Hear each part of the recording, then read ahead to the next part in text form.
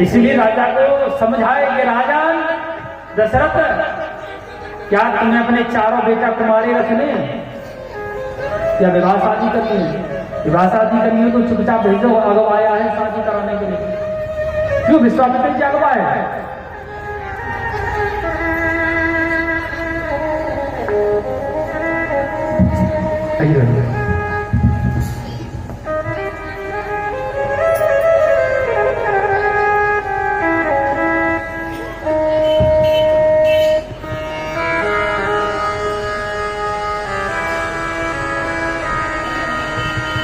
वशिष्ठ जी अनेक प्रकार से समझाएगा।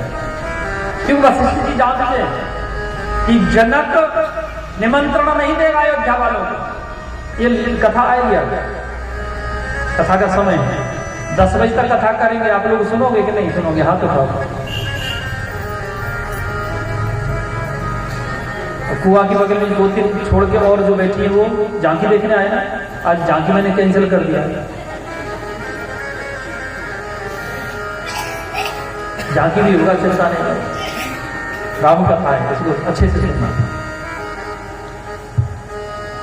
तो श्री वशिष्ठ जी के समझ जाने पर विश्वामित्र जी के साथ राम और लक्ष्मण को भेज दिया भगवान श्री महाराज दशरथ।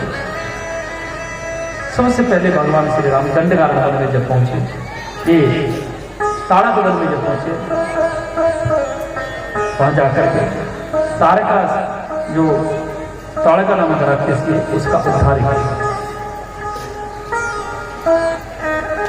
फिर उसके पुत्र सुबाहु का वध किए।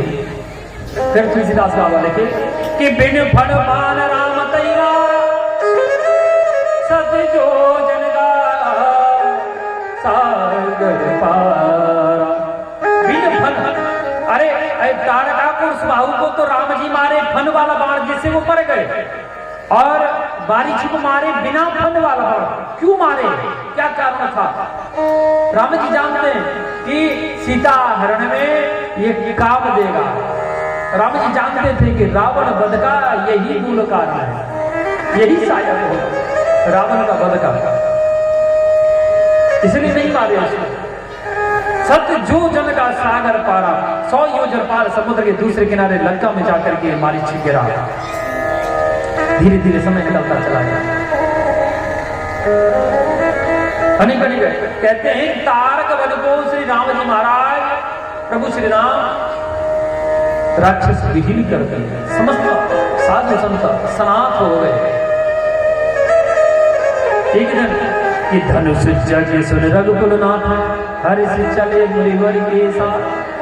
धनुष्य का निमंत्रण श्री आया था विश्वामित्र जी को। विश्वामित्र जी आप आए हो हमारे यहाँ, और राम और लक्ष्मण मिल के संग वैसे लग्गू लग गए। बोले चलो वैसे गंगाए हाथ धो लो। श्री राम लक्ष्मण दोनों विश्वामित्र जी के साथ मिथिला पहुंचे। मिथिला में जाकर के राजा जनक, मिथिले राजा मिथिलेश, उनका बहुत स्वागत किए। रास्ते में एक आश्रम मिला था जिसका नाम है गौतम ऋषि का आश्रम। तो गुरु जी से पूछे, बोले प्रभु ये आश्रम कितना रमणीक है, लेकिन इसमें उदासी क्यों है? तो वशिष्ठ जी विश्वामित्र जी कहे कि राम जी, विश्वामित्र जी ने कहा था राम जी को कि राम जी अपना चरण चाहती है, अपना चरण छुपा दो, इससे स्पर्श कर दो ताकि अहिल्या का कल्याण हो जाए। गौतम की ऋषि पत्नी अहिल्या गौतम के श्राप से पत्थर बन करके पड़ी हुई है, इससे अपना चरण छुपा करके इसे कृतार्थ करो। ऐसा नहीं है, पहले चौपाई को पढ़ो, अर्थ निकल जाएगा कि चरण कमल रज चाहती, चरण कमल की रज चाहती है, न कि चरण कमल। विश्वामित्र जानते हैं अगर राम का चरण का स्पर्श माता अहिल्या को अगर हो गया तो इन राम जी का त्रेता युग में एक पत्नी व्रत का जो संकल्प है वो भंग हो जाएगा। जब रावण वध करके श्री राम जी महाराज अयोध्या में आए, अयोध्या में आकर के राम जी जो है रामराज जी की स्थापना हुई तो उन्होंने देखा तो महल की छत पे कुछ चल रहा है और रो रहा है। राम जी को मन नहीं लगा, उठ करके गए, देखा एक काली कलूरी स्त्री है। देवी आप कौन है? वो मेरा नाम निद्रा देवी है, दरिद्रता है, मेरा नाम दरिद्रता है। आप कौन है? बोले मैं कुंभकर्ण की पत्नी हूँ। आप यहाँ क्यों आई? बोले जब आपने मेरे पति को मार दिया तो मैं किसके साथ रहूँ? आप ही मेरे पति बनो। बोले देवी मैंने तो संकल्प किया है एक पत्नी व्रत का, ये स्वप्न आपका इस जन्म में पूरा नहीं कर सकता, लेकिन हाँ पूर्व जन्म में अगला जन्म चाहिए तो मैं आपकी ये इच्छा पूर्ति करूंगा। बोले प्रभु तब तक मैं क्या करूंगा? बोले जब तक चली जाओ, जो मेरा नाम नहीं ले उसके घर में जाके बैठ जाओ, जो मेरा नाम नहीं ले उसके घर में जाके बैठ जाओ।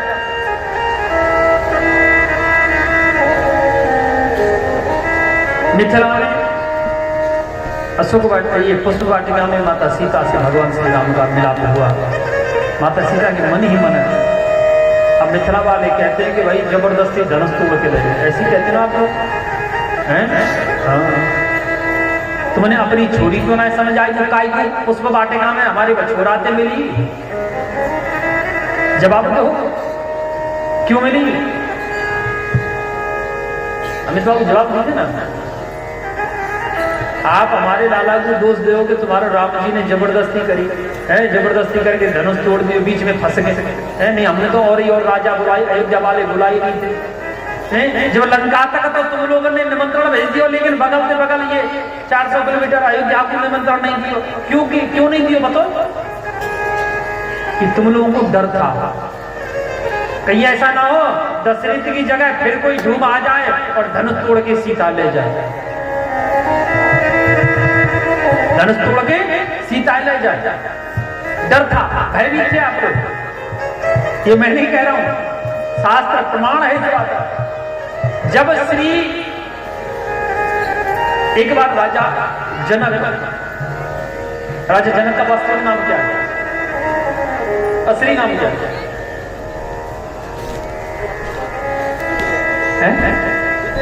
विधिराज बाद में पढ़ा है। विधि जो अपनी योग साधना में अपने भजन ध्यान से अपनी देह का भान भूल जाए, अपने देह का सम्मान भूल जाए, वो विधिराज। लेकिन राजा दशरथ जनक का पहला नाम था राजा श्रीध्वज। श्री का ध्वज था, इज्जत का सम्मान का प्रतीक था श्रीध्वज। उनके छोटे भैया का नाम था कुशध्वज। कुशध्वज को 3 बेटी है, मांडवी, सुतकीर्ति और उर्मिला। और राजा श्रीध्वज को एक ही बेटी माता सीता। सीता का संकल्प किए, जो शिव धनुष को तोड़ेगा उसी के साथ में अपनी पुत्री सीता का विवाह करूंगा। तो इसलिए राजा जनक से एक बार क्या हुआ था कि वो जंगल में निकल रहे, भ्रमण कर रहे हैं, तो गलती से उन्होंने सिंह समझ लिया। सिंह समझ करके जैसे ही बाण चलाए, वो गलती से गौ माता को बाण लग गया, जिससे गौ माता मृतक हो गई, मर गई। राजा जनक अपना शरीर त्यागना चाह रहे हैं कि अब गौ माता का हत्या लग गया, मैं जीवित नहीं रहूंगा। तो श्री कुशध्वज राजा दशरथ के पास आकर के प्रार्थना की है, क्योंकि वही क्षेत्र में हुआ था ये घटना। सरयू दूसरे किनारे, अयोध्या के किनारे जाकर के कहा कि बोले महाराज, मैंने सुना है कि आपके यहाँ ऐसा प्रभाव है कि गलती से अगर गौ माता की हत्या हो जाती है, वो जीवित हो जाती है, तो आप कृपा करें। मिथिला नरेश राजा जनक से गौ हत्या हो गई है गलती से, आप पर कृपा करते तो लोगों को हत्या के श्राप से मुक्त हो जाते हैं। बोले मैं तो नहीं आ सकता। तो राजा दशरथ क्या किए? बोले आप इधर आओ, अपने यहाँ सफाई कर्मचारी, सफाई करने वाला व्यक्ति ढूंढ, सफाई करने वाला जो मजदूर था उसको बुलाकर कहें कि बोले लाला तुम जाओ और सरयू जी से 1 लोटा जल लेना और कहना, जल हाथ में लेना और भगवान श्री रंगनाथ स्वामी को प्रार्थना करना कि हे रंगनाथ स्वामी, हमारे महाराज दशरथ ने संत और भगवान में कोई अंतर नहीं समझा है, तो ये गौ माता जीवित हो जानी चाहिए। ऐसा बोल के जल छींट देना, गौ माता जीवित हो जाएगी। ऐसा ही हुआ, सफाई करने वाला व्यक्ति गया, जाके जल छींट दिया और गौ माता जीवित हो गई। इससे राजा जनक को भय चढ़ गया कि कहीं ऐसा ना हो कि दशरथ फिर अपने छोरा ने ना भेज के फिर कहूँ दूसरी ऐसी ही भेज दे। वो जो अपने जल से गौ माता को जीवित कर सकता है तो धनुष तोड़ने में वो कितना टाइम लगाएगा। यही नहीं रुक जाती रघुवंश की ख्याति, ये राम जी पर नहीं रुक जाती। राम जी के पूर्वजों को कभी देखा है? राजा अज को देखा? राजा अज की लीला सुने। राजा अज भोलेनाथ के अनन्य भक्त थे। एक बार लंकापति रावण आकर के राजा अज को मारना चाह रहा था, युद्ध करने के लिए आया लंकापति रावण। तो वो जानता था कि लंकापति रावण भी भगवान भोलेनाथ का अनन्य भक्त था। उसने रावण ने ही शिव तांडव स्तोत्र का निर्माण किया।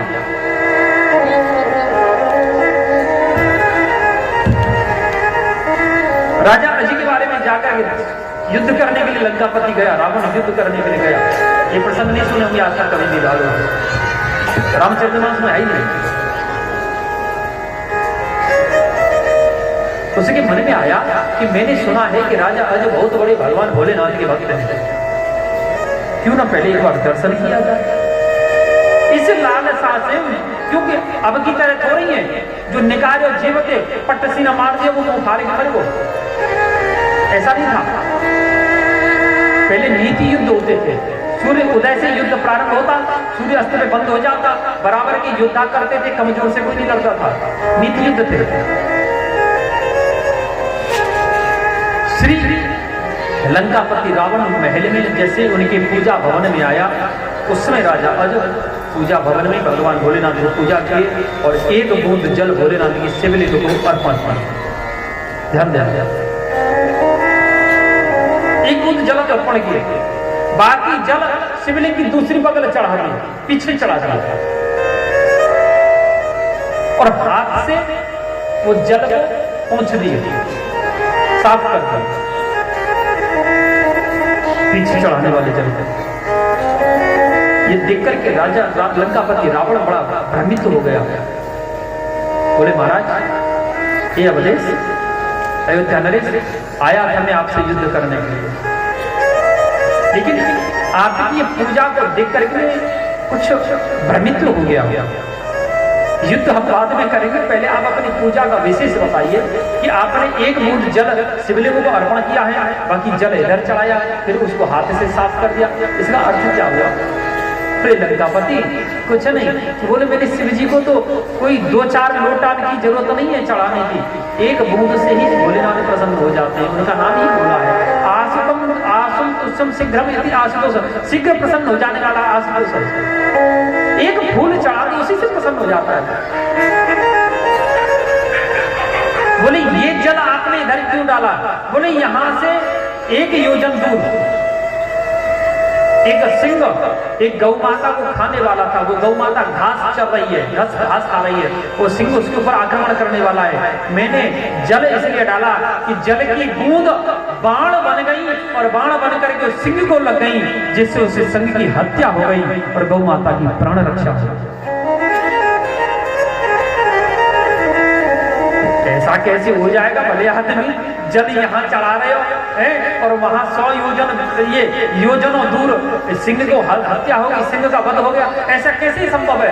बोले जाकर के देख लो। जो लंकापति रावण जाकर के देखा उक्त स्थान, तो वही स्थिति कि सिंह के शरीर में कई बाण लगे हुए हैं और गौ माता निष्कंटक होकर के घास खा रहे हैं। वैभव है रघुवंश का, सबसे पहले बाण चलाने वाले।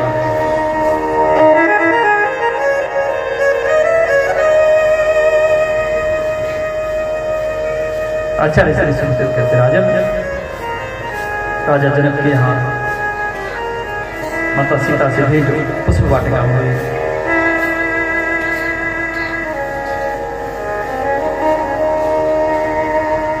मन जान राज मिले सुवर सहज सुंदर सागर, कर्मा निधान सजान शील जने हुई सने जानत राधा।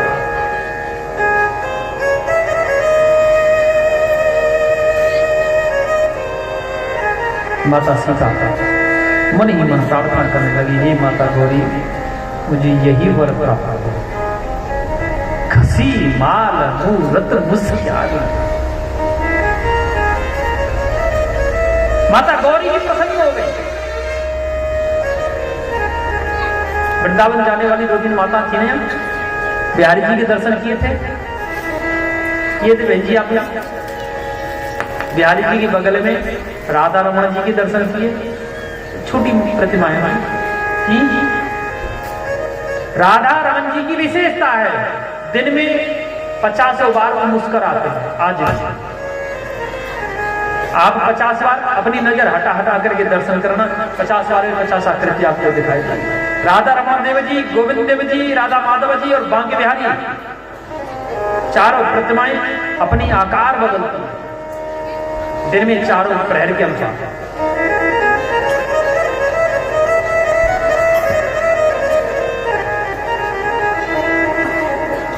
अजय धनुष की तैयारी हुई। कहते हैं तुलसीदास जी लिखे रामचरितमानस में कि भूप सहस दस जी कई बार लखे उठावन डरई नटार।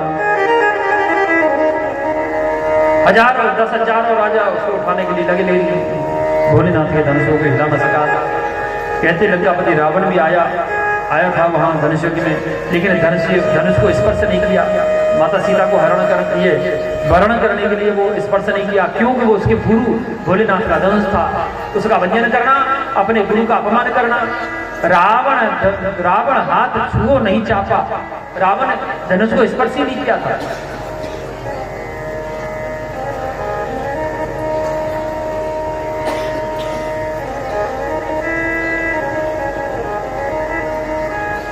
रावण अपने काल दर्शन करने आया था। माता सीता रावण का काल है। पूर्व समय में माता सीता एक ऋषि कन्या है, नारायण भगवान को पति रूप प्राप्त करने के लिए तपस्या कर रही थी। लंकापति रावण आकर के उनको जबरदस्ती अपनी पत्नी बनाने के लिए विवश करने लगा। उनके केस पकड़ लिया, तो ऋषि कन्या ने अपने केसों को जला देकर भस्म कर दिया, श्राप दे दिया। दुष्ट, इस शरीर तूने अपवित्र कर दिया, तो इस शरीर को मैं नष्ट किए देती हूँ, तो ध्यान रखना तेरी मृत्यु का मैं ही कारण बन करके आऊंगी। तो ऋषि कन्या शरीर त्याग करके अगला जन्म माता सीता कर ली और लंकापति रावण की हत्या का मूल कारण बना।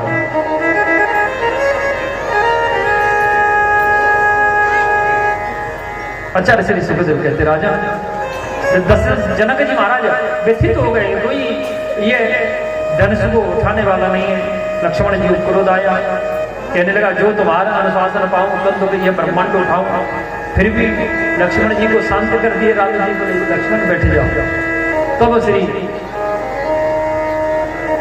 विश्वामित्र जी कहे कि उठो राम भंजो भवतापा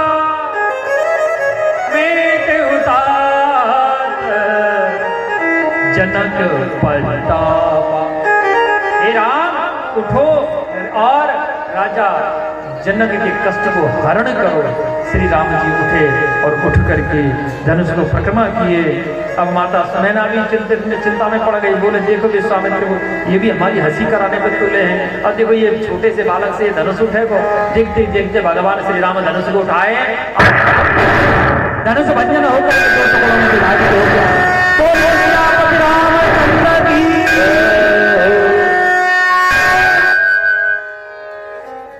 धनुष का भंजन हुआ। माता सीता माला लेकर के आई।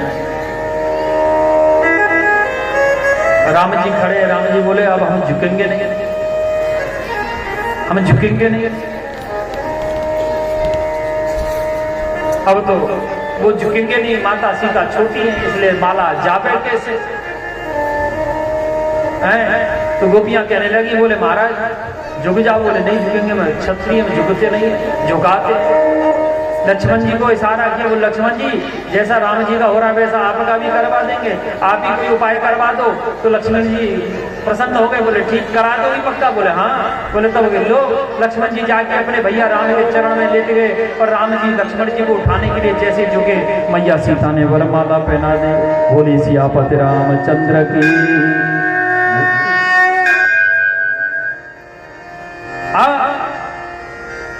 विश्वामित्र जी कहे कि बोले ऐसा करो, ये एक दो बेटा का तो यहाँ हो गया, अब राजा दशरथ के दो बेटा और रह गए, अगर चाहो तो कुशल से कहो दो बेटियों का भी संबंध अपने इन्हीं बच्चों के लिए कर दे तो एक ही घर से संबंध जुड़ जाए। बोले ये तो सोने पर नेकी और पूछ पूछ ऐसा कहाँ होता है। बोले ठीक है बुला लो। अब तो जो निमंत्रण आयो अयोध्या से बारात लेकर के सफेद केस सफेद दाढ़ी को काली करके राजा दशरथ पहुंचे गए दरवाजे में मिथिला वालों के पे, और मिथिला के सुहाती है गाई देवी में एक नंबर पर है कि नहीं। माता सीता की माताएं चाची ताई बुआ इत्यादि राजा दशरथ को गाली देने लगी। राम जी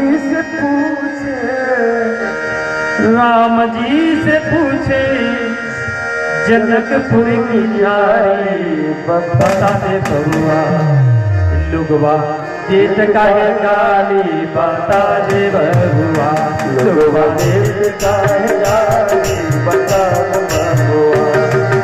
राम जी से पूछे जनकपुर की नारी बता दे बउआ, लुगवा देत काहे गाली बता दे बउआ, लुगवा देत काहे गाली बता दे बउआ।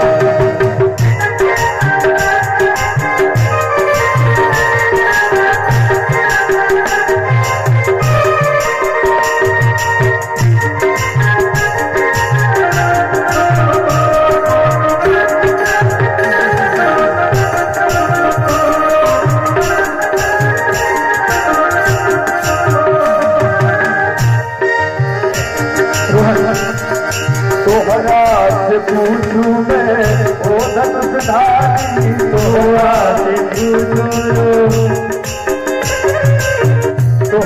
से पूछू मैं ओ धनुषधारी, तोहरा से पूछू मैं ओ धनुषधारी। एक भाई गोर का है, एक भाई गोर का है, एक कार का है बता दे बउआ, लुगवा देत काहे गाली बता दे बउआ, लुगवा देत काहे गाली बता दे बउआ।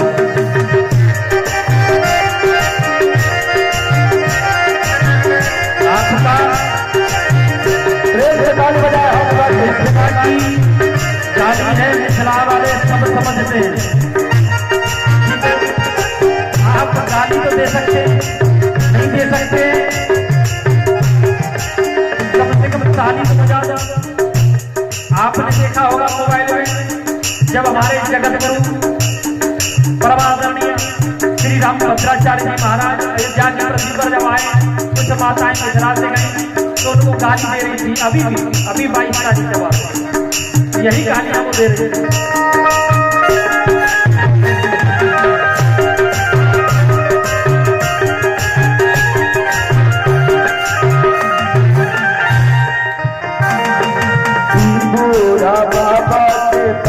पतन जारी बूढ़ा बाबा के पतन जारी, बूढ़ा बाबा के पतन जारी, बूढ़ा बाबा के पतन जारी। देश में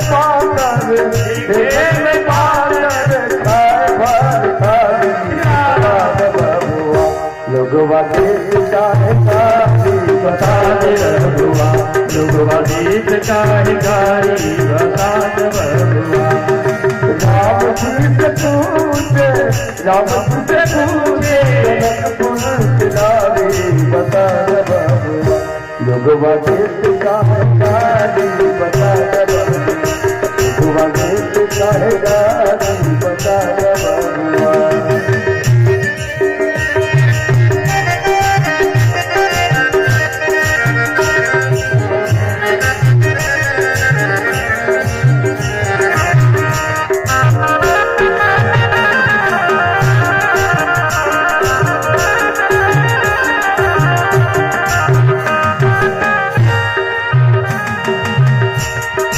राजा दशरथ की चलन होशियारी, राजा दशरथ की चलन होशियारी, राजा दशरथ की चलन होशियारी, राजा दशरथ की चलन होशियारी। एकता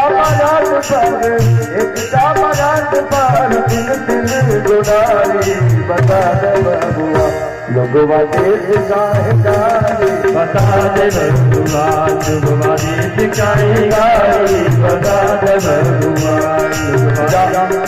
राम जी से पूछे, राम जी से पूछे जनकपुर के नारी, बता दे बबुआ लोगवा देश काहे गारी, बता दे बबुआ लोगवा देश काहे गारी, बता दे बबुआ